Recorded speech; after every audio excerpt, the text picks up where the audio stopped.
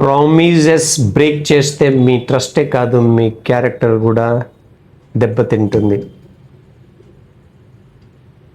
Promises break చేస్తే ట్రస్టే కాదు, character కూడా దెబ్బతింటుంది.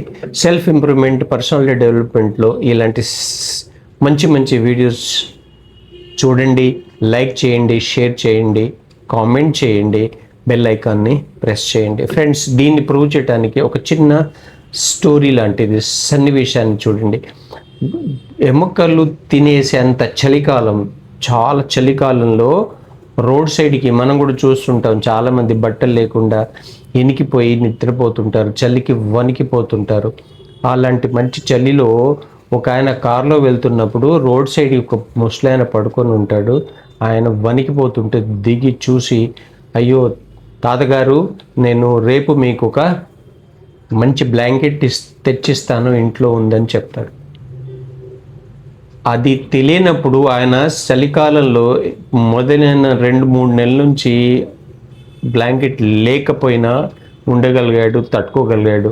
కానీ ఒకసారి ఆ ప్రామిస్ చేసిన తర్వాత ఆయన ఇంటికి వెళ్ళి తన సతీమణిని అడిగి, ఒక బ్లాంకెట్ ఇవ్వు, అక్కడ చాలా ఇబ్బంది పడి ఆయన ఉన్నాడు, తీసుకెళ్ళి ఇస్తానని చెప్పినప్పుడు ఆవిడ తీసి బయట పెడుతుంది. ఒకరోజు ఆయన ఆఫీస్ వెళ్ళేటప్పుడు దాన్ని మర్చిపోయి వెళ్ళిపోతాడు. మళ్ళీ దారిలో చూసి, అయ్యో మర్చిపోయాను, రేపు ఇస్తానని చెప్తాడు. ఆ బ్లాంకెట్ ఇంట్లో అలాగే పడుతుంది. సెకండ్ డే ఏదో టూర్కి వెళ్ళిపోయి 3-4 డేస్ రాడు, మర్చిపోతాడు.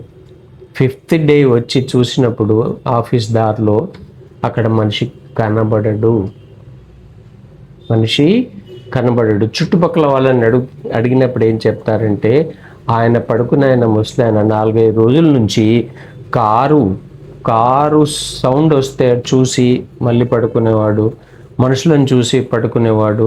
అలా చూసి 3 రోజులు 4 రోజులు చూసి చివరికి తన ప్రాణాలను పోగొట్టుకున్నాడు అంటాడు.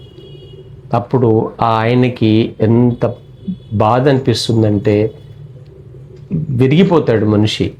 అయ్యో ప్రామిస్ చేసి చేయలేకపోయానే కదా అని.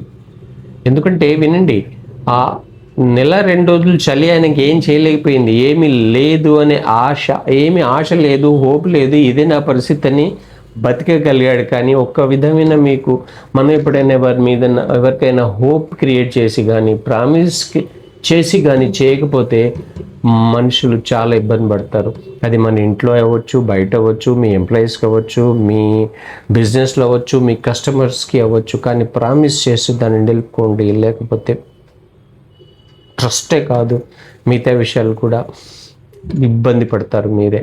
కాబట్టి ఈ వీడియోని చూడండి, షేర్ చేయండి, లైక్ చేయండి.